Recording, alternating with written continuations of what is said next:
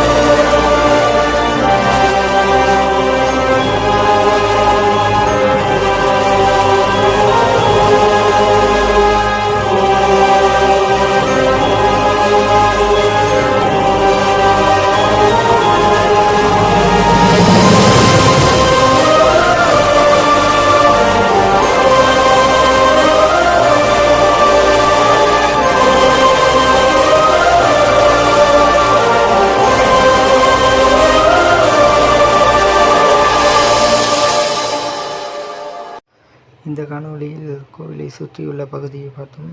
மீண்டும் அடுத்த ஒரு காணொலியில் கோவில் உள்புறத்தை பார்ப்போம். மறக்காமல் அன்பே சிவம் சேனலை சப்ஸ்கிரைப்